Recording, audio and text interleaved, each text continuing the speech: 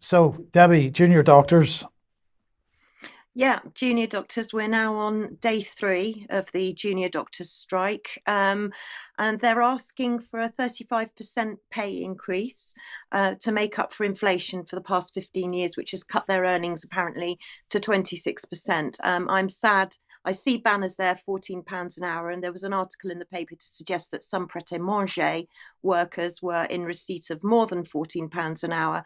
I'm just sorry that there aren't any banners there that reflect the serious adverse reactions or the yellow cards.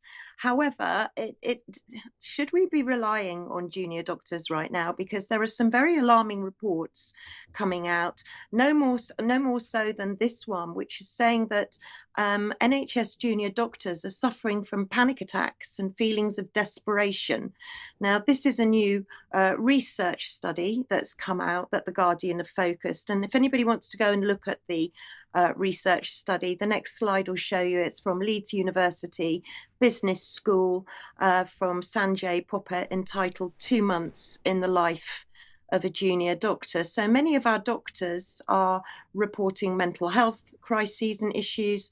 They're not sleeping, and you have to ask yourself the question: Are these doctors well enough to be looking after us? And I've personally experienced a very senior NHS consultant looking very worried, and actually he was vocalizing his concerns about the NHS to us in an appointment. So we can see that doctors are very upset and are very stressed. However, on the flip side of this strike, the Telegraph has brought out an interesting story to say that actually the NHS at the moment couldn't be in safer hands because, of course, the junior doctors, the ones that are all stressed, the ones that are suffering with mental health conditions, the ones that can't cope, and the ones that want more pay, they're not there. So we've got 17,000 consultants running the NHS at the moment. But could the junior doctors be the turkeys at Christmas? Because it would appear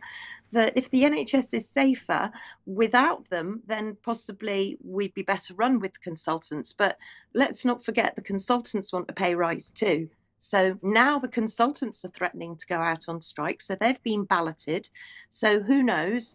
Consultants next. The Mirror's reporting there's more than 17,000 NHS consultants could vote to strike in a ballot next month. So who knows what might happen with the junior doctors and the consultants. We could end up with an NHS with no doctors at all because probably they're too ill. Did you have any comments there, gentlemen, Yeah, before well, I move Debbie, on to? I did have one thing on my mind. I mean, a lot of the media coverage of this has focused on NHS doctors' salaries, and of course, if you look at even a junior doctor's salary, it seems quite reasonable on the face of it. But what most people forget, and this has been an issue that has been going on for many, many years, is that junior doctors are routinely working 100-hour weeks, and so when you actually take their annual salary and divide that by 100-hour weeks, you end up with quite a low hourly rate.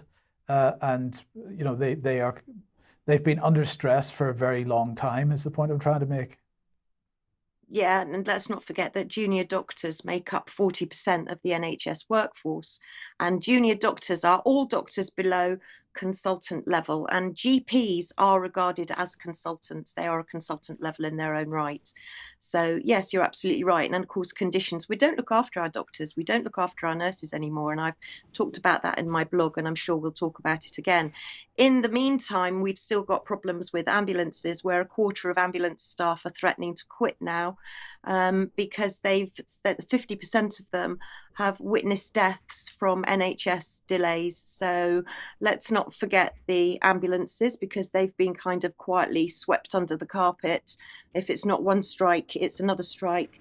As we were warning as well and have been warning on the news, prescription charges will now be increasing to £9.65 from next month. Now, this is an increase of 30 pence. This is per item, and it's a significant increase. And my prediction is that the next move by stealth will be to increase the age to 66, because currently over 60s don't pay for prescription charges, but I think they might hike that up to in line with the pension age now.